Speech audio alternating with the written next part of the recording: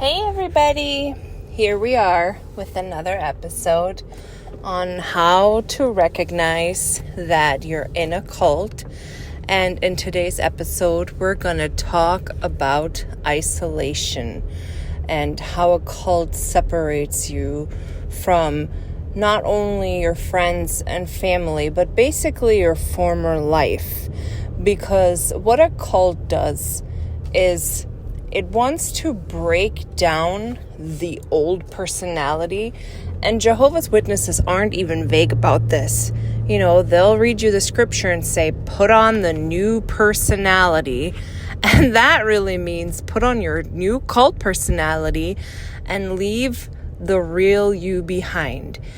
Now, this is a thing that is actually probably helps people who didn't grow up in a cult or weren't born into it, because you actually had a personality and a life before the Jehovah's Witnesses or any cult that you were in. And people who were born in really never had this older personality or life, or is used to how life is. But we'll talk about that a little bit later.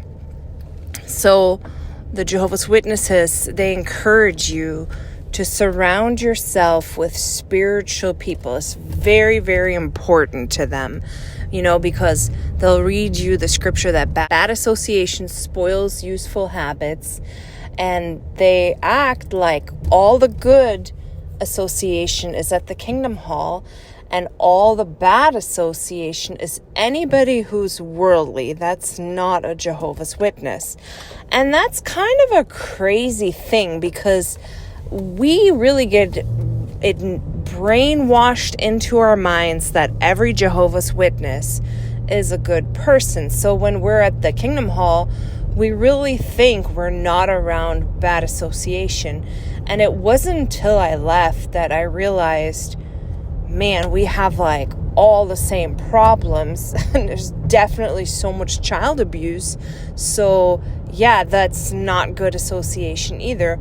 But while you're still completely with your mind in, you really kind of do believe that, and you feel probably guilty when you keep associations on the outside of the organization.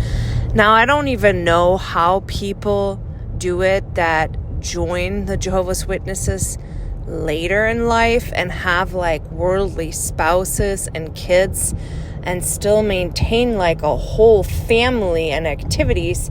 It just must be so incredibly hard. I know a sister who was raised Catholic, and her husband was Catholic, and they don't believe in divorcing, and he was furious when she became a Jehovah's Witness. And from his perspective, I always understood that, even when I was still in, because her leaving their joint faith was kind of breaking the family traditions apart. They would do Christmas together. They would do Thanksgiving together. It was a huge deal to come together with their many kids.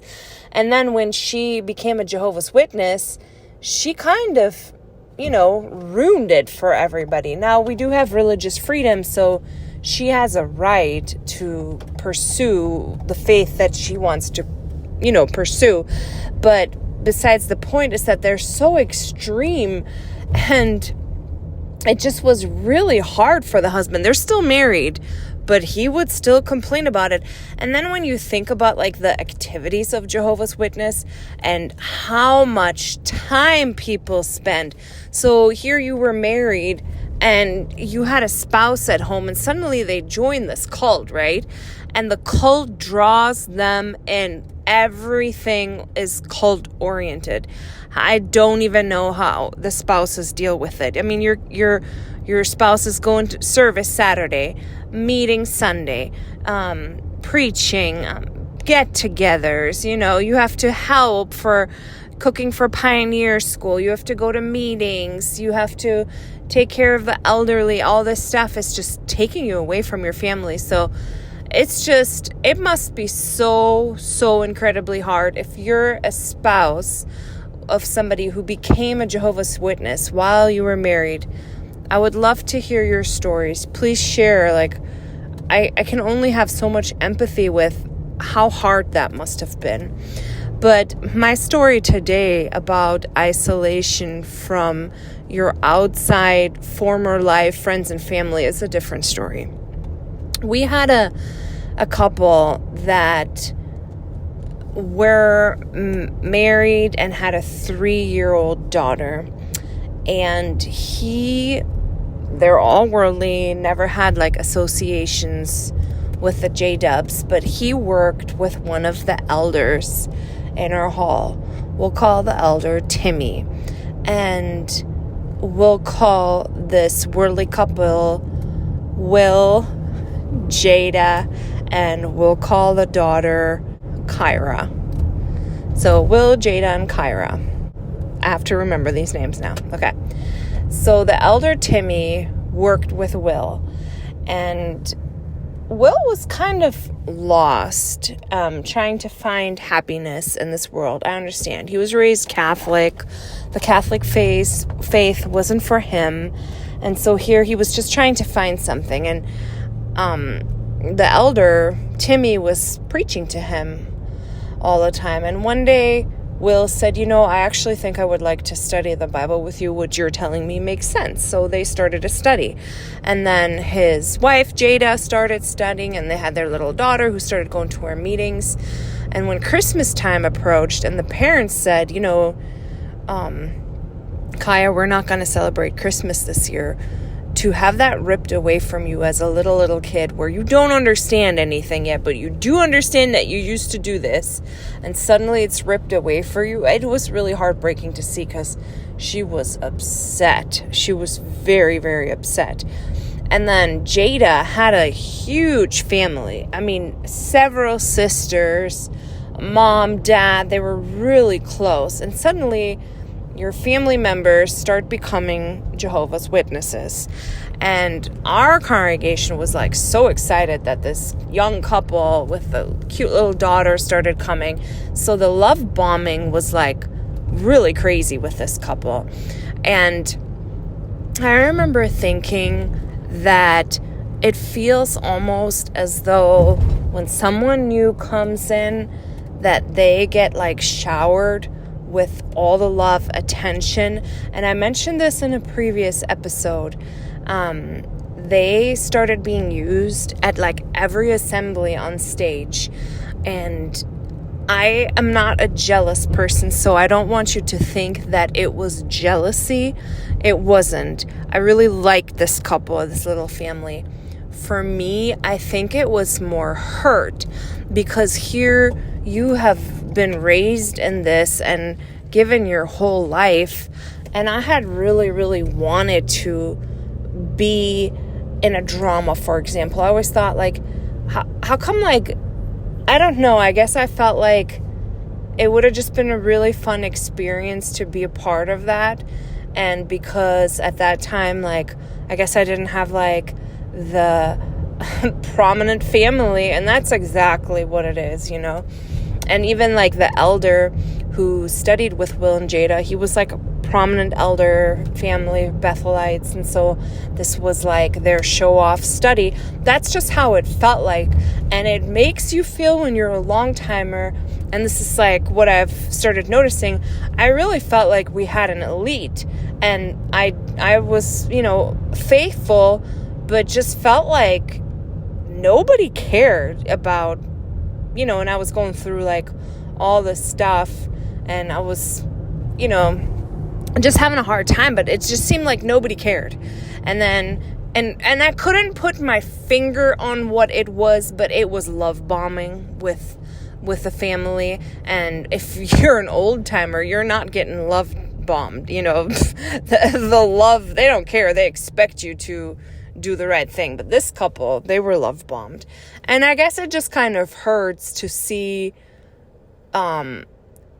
it's not real love, like everybody should have this love, like the older sisters, the older brothers, the young ones, everybody, the love should be equal.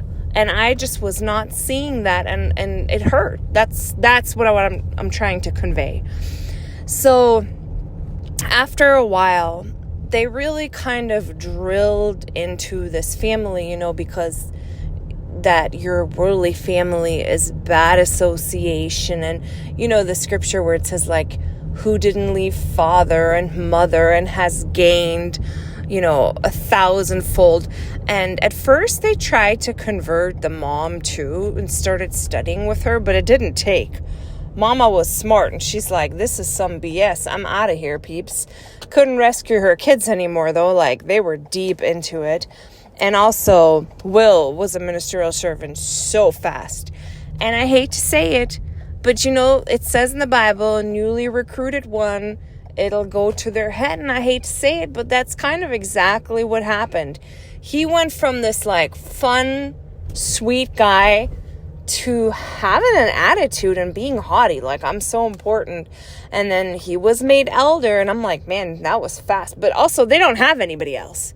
Who of the younger one wants to be an elder anymore? They're struggling. So here's a guy, and he's loving it. Yeah, of course they're going to make him an elder so quick. And they did. And it changed him. And weirdly, the wife, you must have such cognitive dissonance too when you're joining, like, this religion, because the wife, she started having panic attacks. She started getting really sick with, again, an autoimmune disease. She started feeling like losing her hair, just being really stressed. It's very sad, right? But here comes the crazy part. Jada had mother and father and sisters, everyone, but they weren't Jehovah's Witnesses.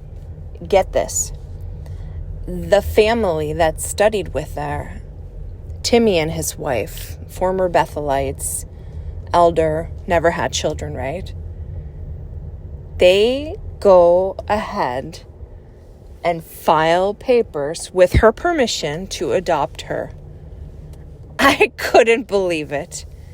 I mean, how are you going to do that to your actual parents that, mind you, you were always close to? It's not like she had, like, these horrible parents and, she had to abandon them or something. No, she had really good parents. She was close to them. And then when she joined the J-Dubs and they started working on this little family and started grooming them, and, your Jehovah's Witness family, that's your real family. And everyone else is this bad. It's bad association. She got adopted as, like, a 40-year-old woman by this couple, by this childless Bethelite couple. And I don't even know how you can do that if someone's over 18 and when their parents are alive. My mind is just absolutely blown by, how much more culty does it even get, you guys? Have you even heard of something like that? I couldn't believe it. And I felt so insulted for her parents. They were good parents. What the heck? And so to me, that was like the prime example of separating you from your former life, from your family, from your friends, and keeping you in the fold so tight.